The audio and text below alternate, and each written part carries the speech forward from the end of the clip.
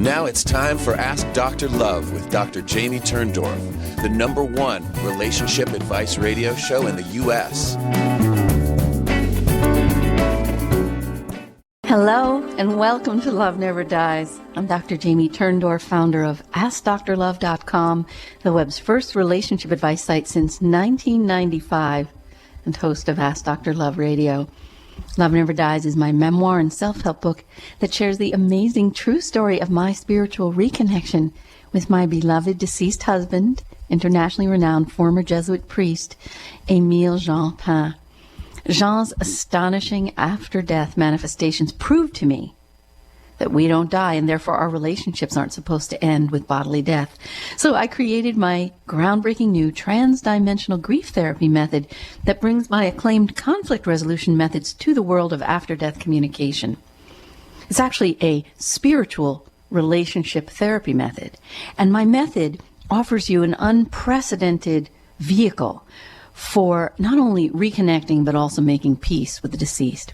And I always say every week, remember, Jean's over-the-top manifestations aren't just meant for me. As he told me right after he left his body, Jamie, let our love shine like a torch that lights the path for others. This means that Jean's manifestations are meant to let you know that your loved ones are here with you too. They're just waiting for you to open the door of your heart and let them back in, which is what Love Never Dies shows you how to do. And as you know, one of my Facebook fans says she tunes in every week to hear Jean's latest Jeanifestations. So we've gone from manifestations to Jeanifestations. My first one is really amazing. SB, who is one of my newly certified coaches, told me that she had a huge breakthrough using the image that I came up with during our live training last weekend.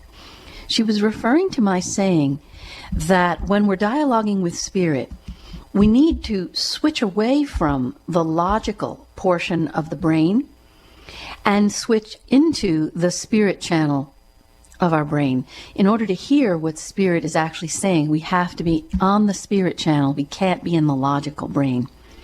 So she said that she could feel that her ego was resisting being put to bed. And so she consoled that rational, logical part of her brain by saying, don't worry, I'm going to invite you back in later. Now that's a clever trick, since the ego does kind of like to fight for top dog position. As soon as she did all this, she actually heard a click in her brain, and then she felt a huge wind pour through her, and then a jolt of electricity rushed through her body. And she said her husband was just with her. Try this technique yourself.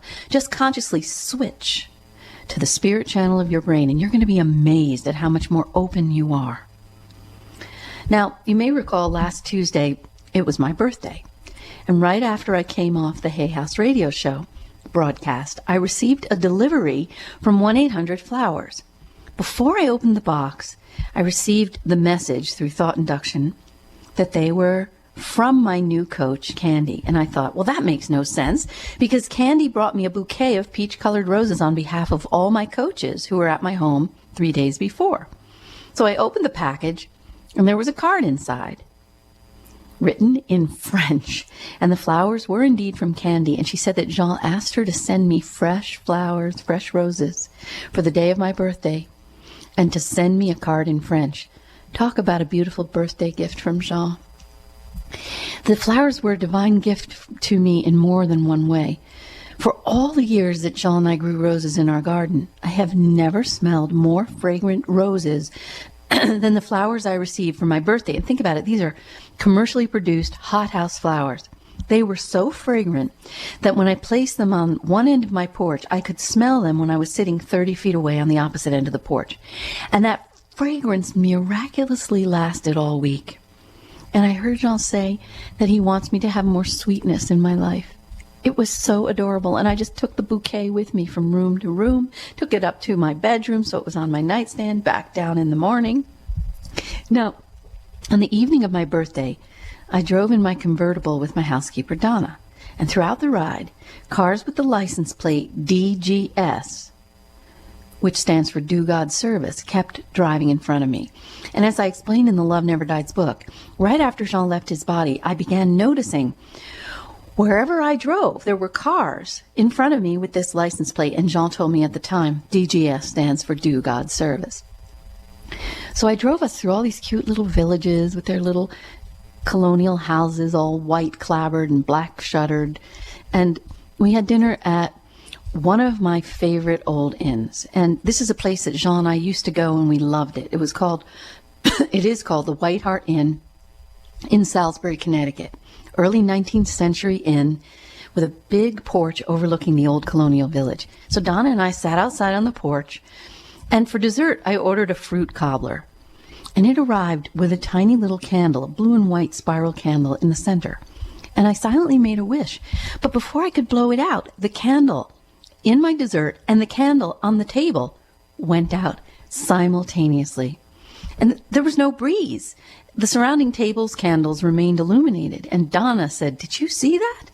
And I said, "Yeah." That was Jean's way of letting us know that he was with me and sharing in our celebration. And also, I thought by blowing out the candles for me, he was saying, "I heard your wishes, and I'm going to help you."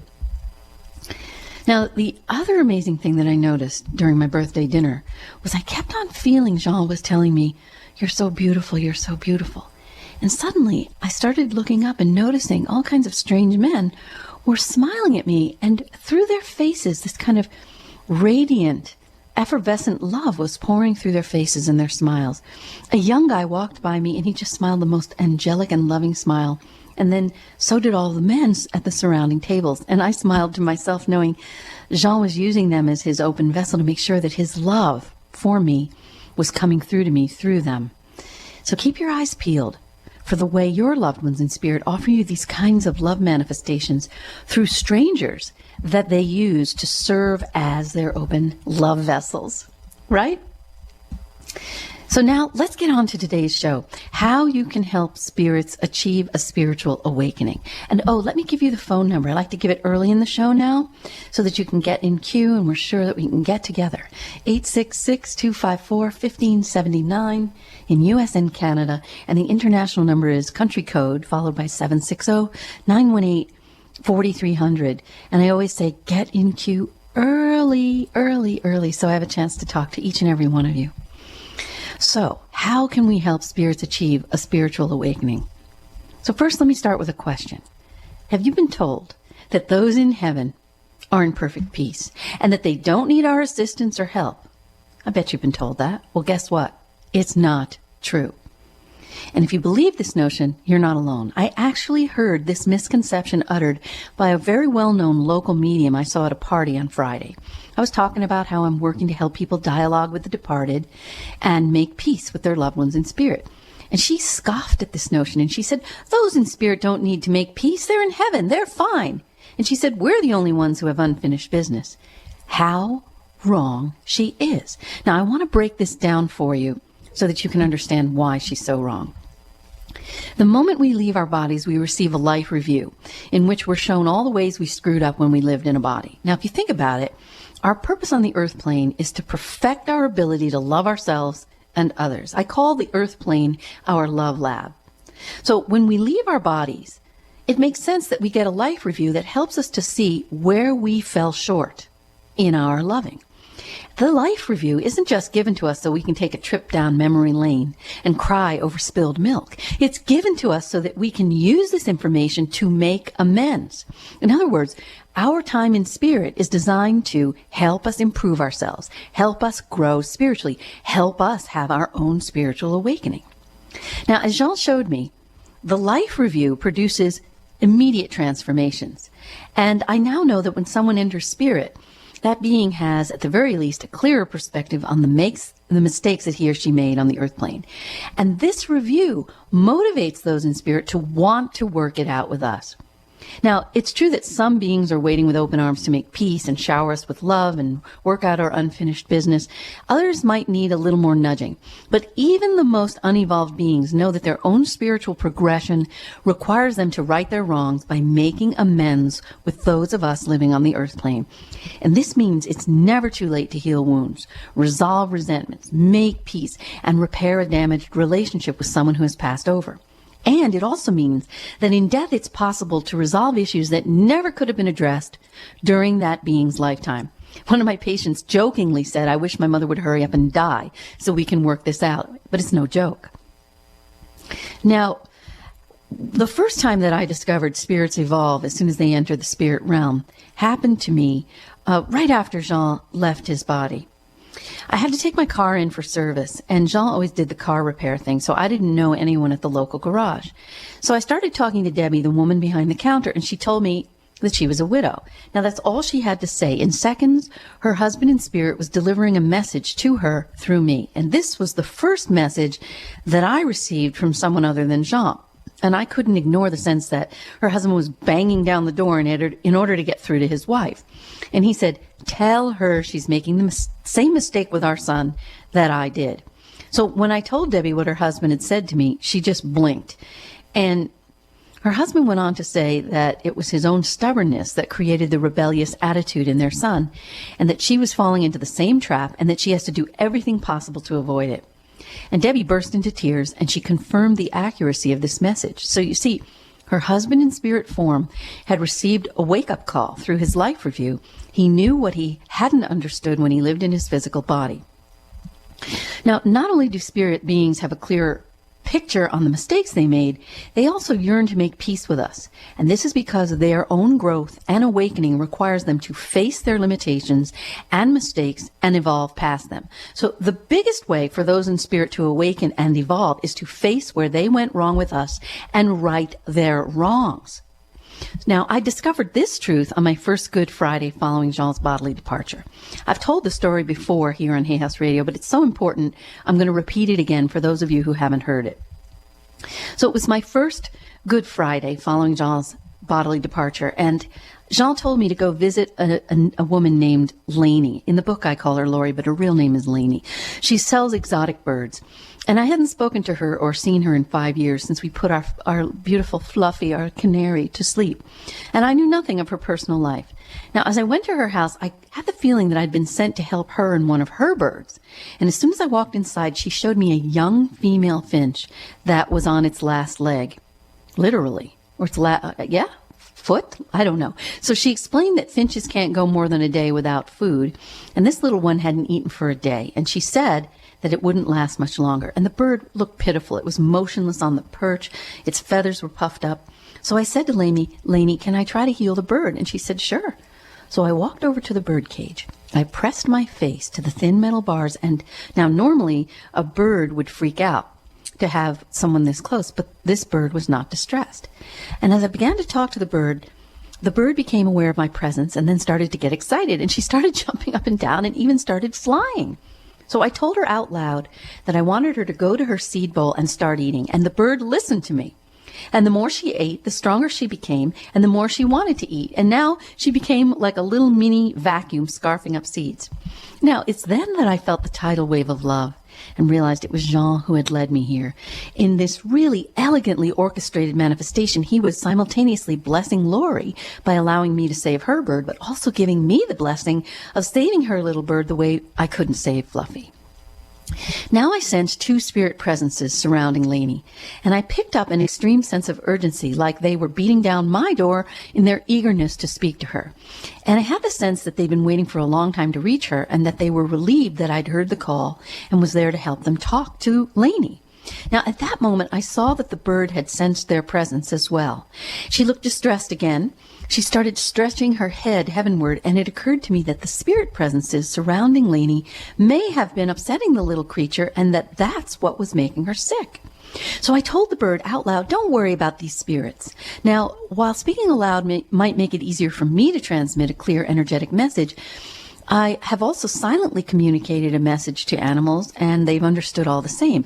But in this case, I wanted to speak aloud because I wanted Lainey to hear what I was saying, that I was here to help Lainey with the spirits, and the bird should return to her meal. And she did. Now I heard a female spirit presence say to Lainey, I'm so sorry that I was such a weakling and I didn't protect you. Now, when I repeated the word weakling to Lainey, I thought, what an odd term. I never used the word before. Now I sensed that it was Lainey's mother speaking, but I didn't know that Lainey's mother was not in her body. So I asked Lainey if these words made sense to her, and she said they did. And she confirmed that indeed it was her mother speaking, and she said her mother always used the word weakling. Now I've come to realize that not only Jean, but also other spirits will validate their presence by using figures of speech that were idiosyncratic to them. So pay attention to that. Now, I heard her mother expanding on her previous message, and she said, "I'm sorry I couldn't protect you from your father." And Lainey confirmed that this was true too. Now, at that moment, I felt a man desperately trying to reach out to Lainey, and I said, "There's a man who wants to talk to you, and he wants you to know you're safe. He can't hurt you anymore." Now, at that moment, I felt my eyes being drawn to a cranberry-colored blown glass ball hanging from the ceiling, and I was confused because I had purchased the identical item as a gift for someone about 5 years before, and in that moment, I couldn't recall who I'd given it to. So I asked Lori if I'd given the ornament to her, and she said no, that she bought the witching ball to protect her from the spirit of her father. And then I realized it was her father's purpose to draw my attention to the ball as a way to get her to talk about her ongoing fear of him. And she said, "I'm still afraid of him." Now her father said, "I'm not asking you to forgive me for your own sake as well as mine. All I ask is that you confront me. Now's the time to make me face up to what I did to you. Don't protect me. You need this for your own healing, and I need you to help me face the truth in order for me to evolve spiritually." Now, this experience was mind-blowing. It amazed me because I discovered in this moment that in order to progress spiritually, in order to achieve their own awakening, those who have passed over need us to help them in their evolution. And here is the beauty of the process. As we help those in spirit to evolve, we're helping ourselves. And as my example with Lainey shows, she was frozen in time, trapped in childhood, because the feelings associated with the trauma she suffered as a child hadn't been resolved.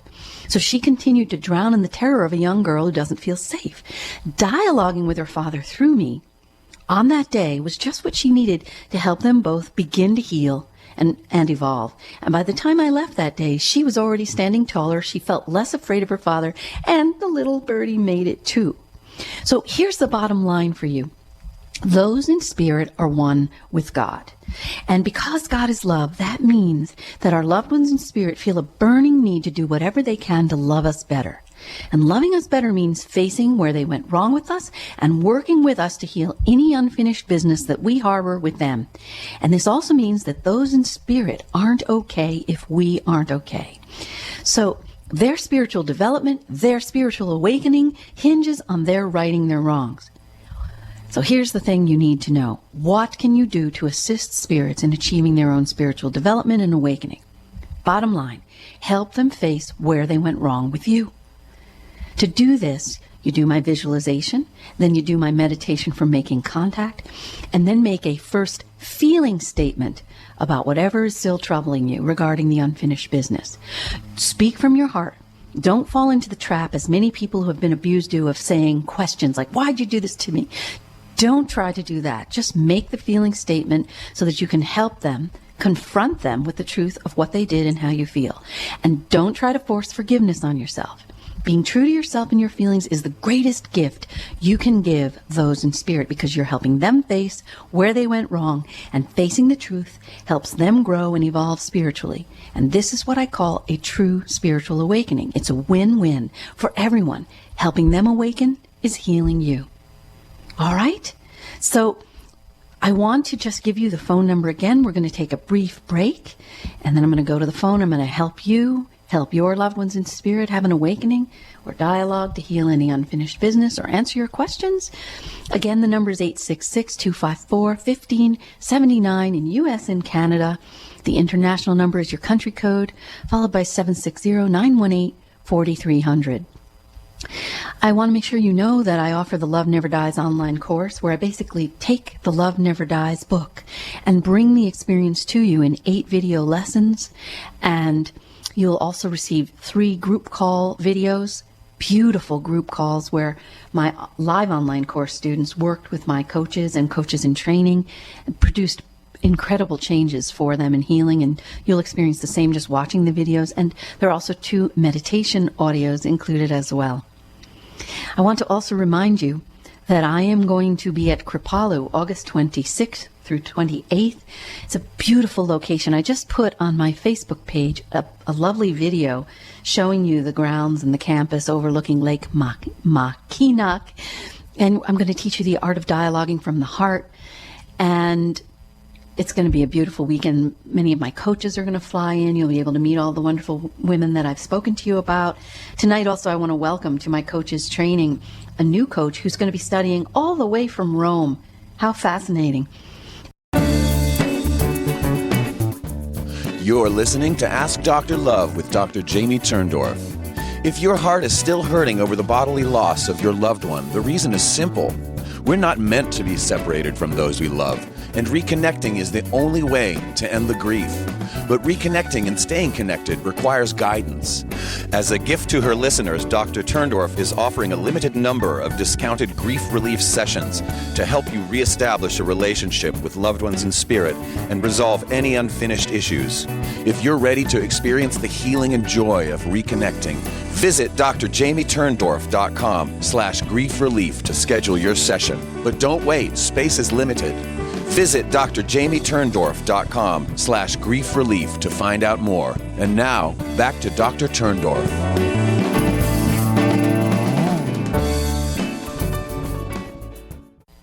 Let me go please to line 1 and speak with Christine. Christine. Hello. Hi.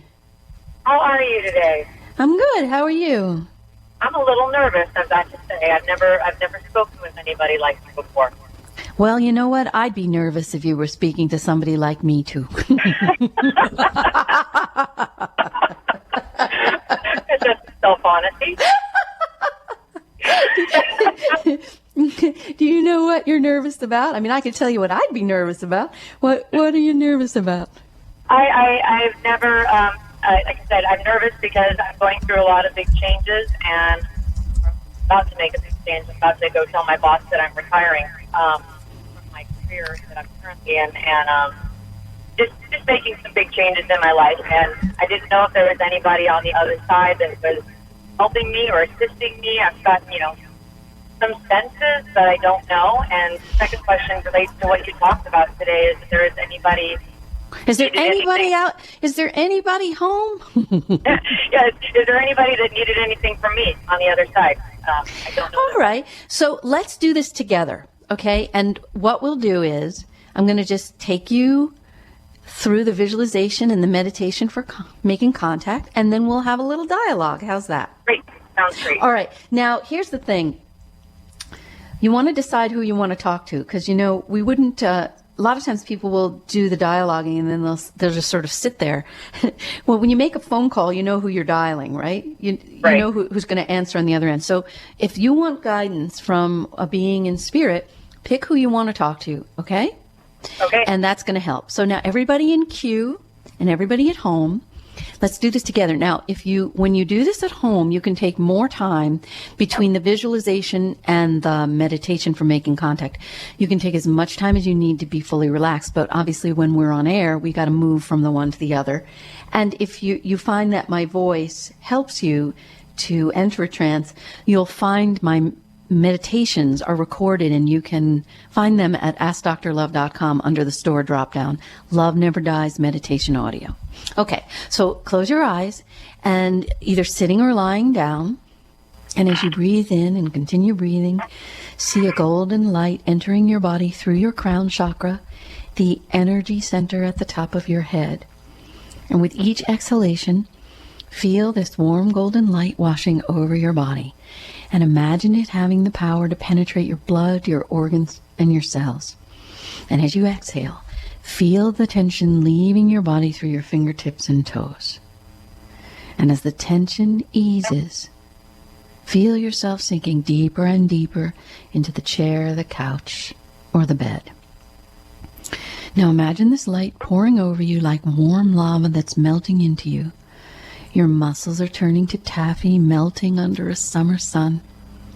And see the light as it flows downward, starting from your head, and then moving down your face, your neck, your shoulders, your arms, your hands, your fingers, your chest, your upper back, your stomach, your mid-back, your groin, your lower back, your thighs, knees, shins, calves, ankles, feet, and toes.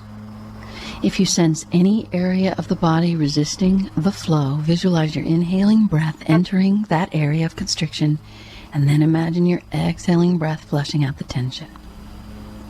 And as you continue breathing, feel yourself sinking deeper and deeper into a state of relaxation, as if you're in a well bucket being lowered into the well, or in an elevator dropping lower and lower until you reach the state in which you're free of tension and worry. And now we're going to imagine ourselves strolling along the bank of a stream. The sky is a perfect blue dome. A gentle breeze ruffles the lush grass, and songbirds and butterflies accompany our stroll. And as you walk on, your steps become lighter and lighter until you feel nearly weightless. A stream meanders lazily in front of you. You effortlessly cross the stream, and you enter a meadow that is a lush emerald carpet. And as you walk on, you see a large lake in the distance. Its surface is smooth as glass and shimmers like liquid silver. And the lake has a magnetic force that's pulling you toward it. And as you approach, you notice your loved one standing at the edge of the lake, smiling and beckoning you forward.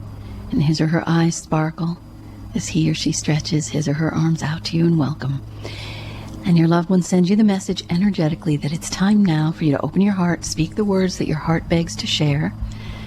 And now, Christine, just make a first statement out loud to whomever you wish to speak with. It's good to see you. Okay, and call the person by name. Grandma. Okay. Now take a nice breath in. And see if you can sense what's coming back from Grandma. It could be a word, a sentence, a mental picture, a physical sensation, a thought. She loves me. Mm-hmm. Okay, now take another breath in.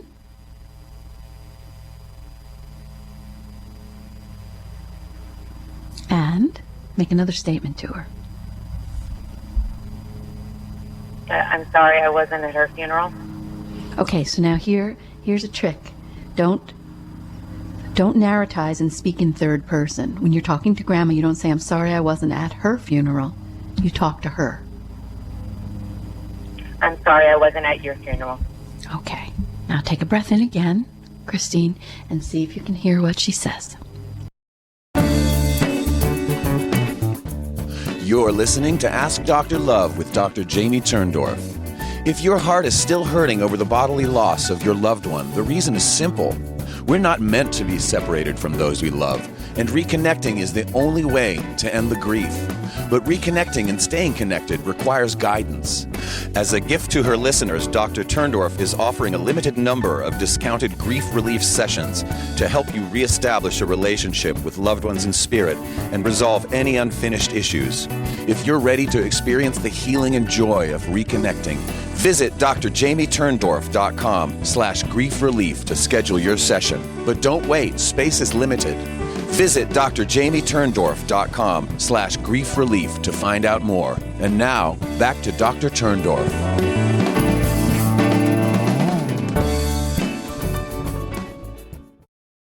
She's just smiling at me. Okay. Grandma had a sense of humor, didn't she? Oh, yes, the wicked one. A wicked.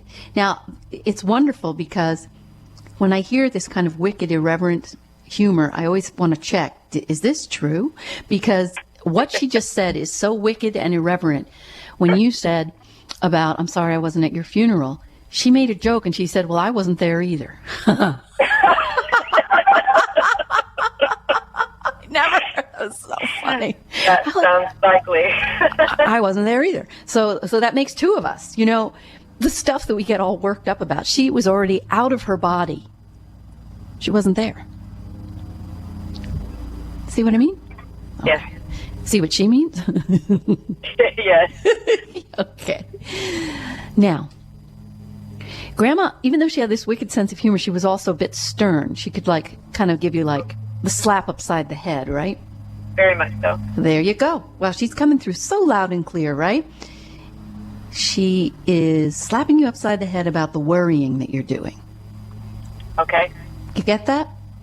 Yeah. Because Grandma really believes in you. Very much. And she doesn't like when you doubt yourself. So she's slapping you upside the head. Okay. That's essentially it. And here's the thing. Grandma is such a powerful love force for you. She believes in you. She is your mentor. She's your role model. She's your cheering squad. Cheering squad. That's what she says. So you must begin to dialogue with her every day. Being close to her, talking to her, is going to infuse you. It's going to give you a transfusion of confidence, because Grandma's belief in you is going to become your own self-confidence, okay? Wow. Okay. This is intense, what she's saying. So you haven't read Love Never Dies yet, she told me, right? That's correct. Yeah, Grandma knows everything. Yeah. So just read the book and focus on part 3 and really practice talking to her every day. She's here to really help infuse you with self-confidence, okay? Okay. Awesome. Anything else? Thank you. You feel so all those knives for talking to me, that was it, you survived, you see? Yes. And you did great. Well, thank you so much. I appreciate it. I'm really glad I met you. And if you after you read the book, a lot of people want to do the online course. You do it at your own pace. You take the video lessons, all 8 of them, when you want, stop and start them. But it's a way to really bring my hand-holding to you, so that I literally bring the book into your home and talk to you and guide you, okay? Sounds wonderful. Thank you so much. Please keep in touch with me, okay? Because Grandma says that you're totally fine. You're fine. Okay. Thank you so much. I appreciate it. You're welcome. So let me please go to line 3, Deborah. Hi. Thank you for taking my call. Hello. Hello, you are welcome. How you doing? What? Well, I've been through a lot in the last year and a half since my mother passed. And I always had such toxic relationship with her. Growing up, she was narcissistic and probably bipolar too. Oh, what a nice combination. Wow. Yes. And to make matters worse, I was the middle child. Yay. Wow. So I struggled to have a relationship with her my whole life.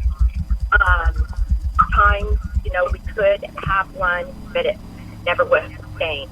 So she died a year and a half ago. I always thought when I would get the call that my mother had died, that I would just say, okay, thank you very much, and that would be it. But actually, I got the call that she was in the hospital, and I drove 4 hours up there, and I found that she was actually dying, and I spent the next 5 days with her. I'm a hospice nurse, so she died in my arms. I've never felt so much love in that room between the two of us. It was amazing. What a gift. Yes. She wasn't coherent the whole time, but she knew I was there and that she was very loved. So that was wonderful. After her death, I found out that my sister, who's a year older than me, had been... Had been what? Sabotaging it. Sabotaging... my relationship with my mom by telling my mother lies about me. I moved away as soon as I could. My sister stayed there in our hometown. I'm getting a lot of feedback. Are you too? No, I'm not getting feedback. Good. Okay, great. But my sister produced these letters that were written by my mother to me that happened. She wrote them like 25 years ago. I had never seen these letters, but somehow my sister had them, and my mother was talking about what a horrible person I am. I'm a rebel, all this. And it wasn't even true. But anyway, my sister did this in an attempt to get a very large estate, which she succeeded in getting everything. And that's okay. That's okay.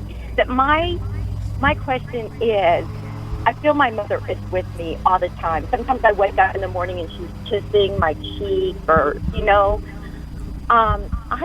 I want to know, has she realized that I am a good person, that I'm not that person that my sister led her to believe that I was? Okay, so you need to dialogue with your mom, right? You also Yes, haven't, you haven't read Love Never Dies yet, so you're not familiar with dialogue and you haven't begun the process. Well, right? actually, I have dialogued with her. No, I haven't read the book, Okay. but I will. Good, because the way that I show you to do it, basically it's a process. You've got some unfinished business here, okay? And I was immediately, my alarm bells went up when you said, it's okay, because essentially your mother colluded with your sister, bought into everything, and gave your sister the entire inheritance. That's essentially it. And the fact that you're saying you're okay with that doesn't feel correct to me, doesn't feel true, because it's sort of like, oh, somebody just chopped my left foot off. I'm okay with that. It's not right. What was done to you was not right. So part of what needs to happen in the dialogue, and this is really part of your own growth, is for you to be able to own exactly how you do feel about your mom's betrayal. Your mom's buying into your sister's collusion and undermining of you. And so it is not such a simple, loving conversation. There's anger here that you have pushed down. And I don't want you to push it down, and neither does your mother. Okay. It's not good. It's not good for your health. It's not good for you. I mean, there's a big correlation between buried anger and cancer. It's like literally a cancer that eats you up on the inside. Okay? Wow. I have cancer. Wow. Okay. Oh, my God. Yeah. Okay. Yeah. Okay. Need I say more? Okay. And it's ovarian, so I think it goes along with that. It's exactly what I'm saying. Right? I mean, think about it. The ovary, the egg, the mother, the gestation. So there is a major, major thing here where, on the surface, oh, I love her, it's so beautiful, oh, blah, blah, blah. There's rage here that's been swallowed. And so the process of dialoguing with your mother is going to involve you coming out from behind this wall of repression and denial where I'm fine with it, you shouldn't be fine with it. And as you come out with your real feelings and you dialogue with your mom, you're really taking the cancer out of you. Okay? Okay. So this is such an evolved kind of thing, and it's going to take time. So, and my sense of it is that even if we were to begin the dialogue now, because you're so far from your awareness of how pissed off you are at her, that it won't come out. So what I want you to do is I want you to read Love Never Dies, and I want you to start to work on accessing what you really feel and dialoguing with her about it. And I'm happy to help you with that. People work with me privately over the phone and Skype all over the world. You can join me at one of my live events or a cruise. And as you start to open up, I'll help you to dialogue. And if you need me to help you open up to all your feelings, I'll help you with that too. Okay? Oh, but awesome. Good. Thank and you. We're going to cure you of this. I've had many patients with this kind of thing, and they had, chronic cancer or repeated bouts of cancer, and they're all cancer free. So I'm going to help you too, Deborah. Okay? Thank you so much. You are welcome so much. I'll talk to you again. Let me go to line 4, Kathy. You're listening to Ask Dr. Love with Dr. Jamie Turndorf. If your heart is still hurting over the bodily loss of your loved one, the reason is simple. We're not meant to be separated from those we love, and reconnecting is the only way to end the grief. But reconnecting and staying connected requires guidance. As a gift to her listeners, Dr. Turndorf is offering a limited number of discounted grief relief sessions to help you reestablish a relationship with loved ones in spirit and resolve any unfinished issues. If you're ready to experience the healing and joy of reconnecting, visit drjamieturndorf.com/grief relief to schedule your session. But don't wait, space is limited. Visit drjamieturndorf.com/grief relief to find out more. And now, back to Dr. Turndorf.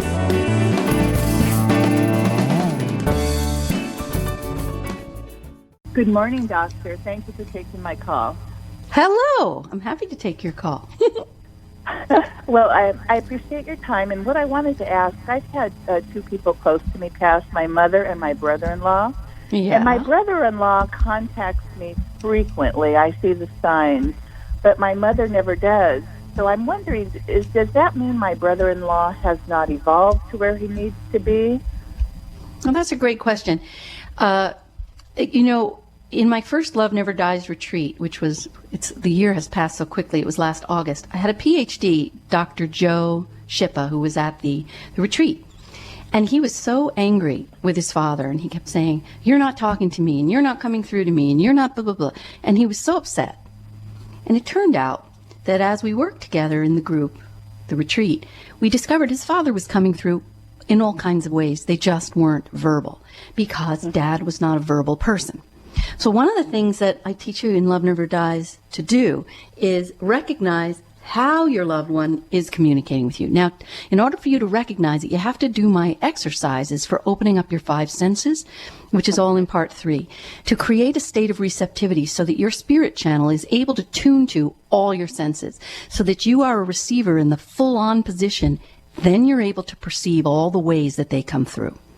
Okay. And so when we did this, he discovered, oh my goodness, my dad doesn't talk. He never did. But he comes through with physical reassurance. His arm is around my shoulder. Well, the healing that happened for Dr. Joe when he realized Dad is here, all of his anger vaporized. Dad's here. He's not abandoning me. And we moved on from there. And so the person that you're talking about is not coming through in the way you expect. And that's the other thing. We don't want to put expectations on them. You've got to come through the way I want.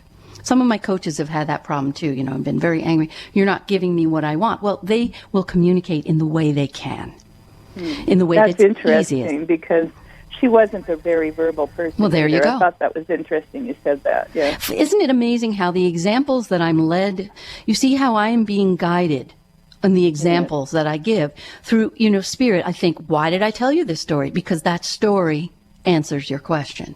Just as Dr. Joe's father wasn't verbal, so is this person that you're trying to talk to. So there's your answer. So what you want to do is you want to read Love Never Dies. You want to really get all your senses working. Okay? Okay. And you can also do the Love Never Dies online course, which, I'll walk you through all the exercises. You'll see me on camera. You get all those senses very heightened. Now you're more able to not only send, but also receive the energetic communications. And then you're going to be better at dialoguing, because you're going to know, he's not talking. But like, for example, one of my coaches, she feels her husband touching her. Okay? Mm-hmm. That's how he comes through a sensation. So we have to also, we put in the mix not only how they are most comfortable communicating, we also, when we receive, we're better in certain channels than others. So we might feel a communication better than we're going to see in our mind's eye. Do you see what I'm saying? So that's part of what I teach you how to do in the live retreats.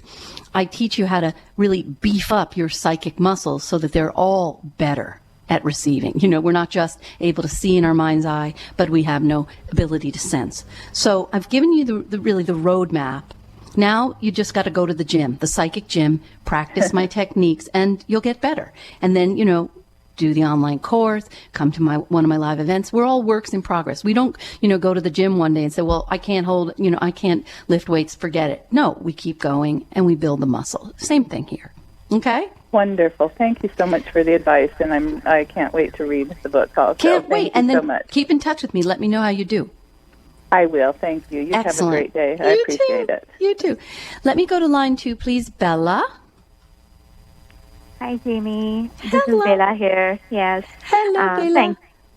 Thank you so much for what you do and for your book, though I have not read it, but I promise I'm going to buy it. Yeah, everybody's like, now I'm afraid to call because she's going to say, you didn't read it. Yes, but I've been listening to your shows for quite a while, and I believe that love never dies, really, in my heart. And I wanted to let you know that my mom died in 1984, and she had lot of unfinished business. Like she was very depressed, lonely, felt unloved. She was separated from my dad for 16 years before she died, and almost the same thing is happening in my life now. I am separated since last 4 years, and I'm going through divorce and feel depressed, stuck, blocked, and I want to stay at home most of the time, and I feel I'm not worthy. Somehow, somewhere, subconscious thought is there, and so I feel that we both are not okay. Right, And right. So here's the thing. I want to heal you want to both of talk us. to her. You need to Yes. talk to her. Because here's the thing, Bella. When you are not close with a parent, the psyche does something that's very strange. What it does is it tries to make us act like the parent we weren't close with as an unconscious way of keeping them close to us. Yes. And so what will often happen is when someone leaves his or her body, you might have heard the saying, oh, ever since you left, ever since my parent, people say died, I say left his body. Ever since my parent died, I'm more like my father, or I'm more like my mother every day, I right? immediately started having her symptoms like That's she what used I'm to saying. burp and That's heart what I'm pain saying. and things. Right. Yeah. And I'm more of a hermit and I'm more depressed. So this is what the unconscious does. And this is so fascinating. We've never talked about this on the Hay House radio show, but this is an unconscious mechanism to keep the parent close. And we do it when we didn't have enough closeness. So it's the way of saying, well, I'm going to keep you close by literally bringing you inside me. But what we're doing here is we're bringing inside us the most dysfunctional, unhealthy aspects of the person and our relationship. And what we want to do, and here's where my dialoguing with the departed technique can set you free of this. Because instead of holding on to the phantom and the ghost of Christmas past and keeping her close that way, when you dialogue and reconnect, now you're allowing her evolved self to come close to you. Now you don't have to feel lonely and abandoned and missing her. You can actually bring in her more loving and involved self and allow her to enter you and heal you. Does this make sense, what I'm saying to you? Yeah. Okay. It does. Yeah. Okay. So what you want to do is you want to begin to dialogue with her. Okay? And what you want to do is allow yourself to let her come through to you as she is. Not as she was, as she is. Would you like to begin? Yes. All right. Please. Close your eyes. And I want you to take a breath in and make a first statement to her. Hi, Mom. It feels so good to be with you.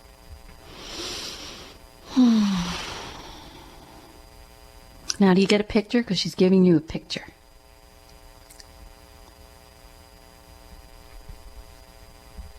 Mental picture. I can smell her body. Beautiful.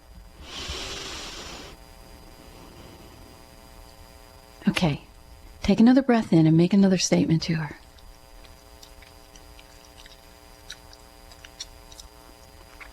I want you to heal, Right. and I want me to heal. Right. Take a breath in, Bella, and see if you can feel what she's saying to you.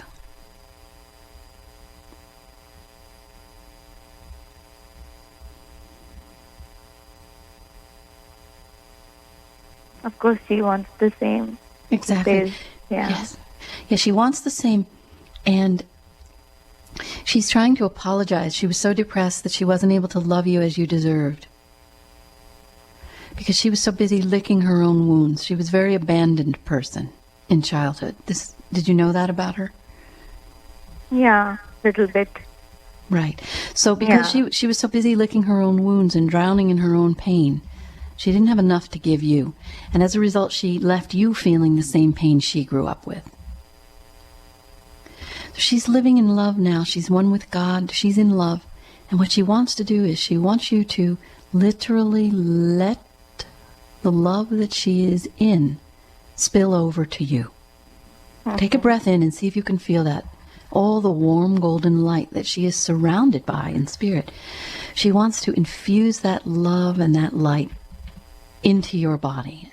And she wants you to breathe in. Spirit is born on the breath. Breathe in. And let her love penetrate you from the cell out.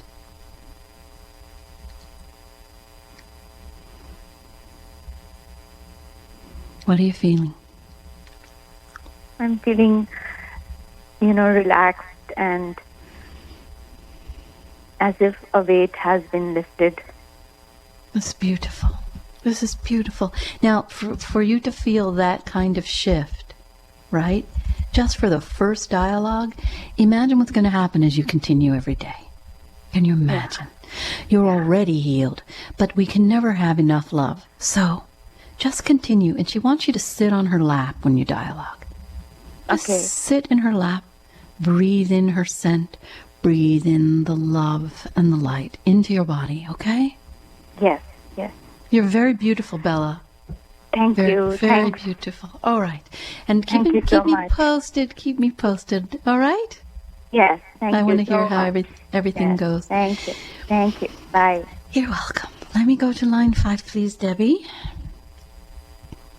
Hello? Hello. Hello, how are you? Hi. My son committed suicide 7 years ago, Mm-hmm. and I do have your book, and I have talked to him, I'm pretty sure, and... Wait, you have the book. I do have the book, yeah. Have you read it yet? I've read about 3/4 of it, yeah. So the last 1/4 is the last part, right? Where you learn to dialogue. So did you stop or you just haven't gotten that far? I just haven't gotten that far. Okay, awesome. All right. Let us cut to the chase because we only have 2 minutes left. Let us try to dialogue with him now. If we need more, you'll call back, okay? Okay. Take a deep breath in and make a first statement to him. Hi, Sam. I miss you, and I just want to know what was wrong. Okay, take a breath in.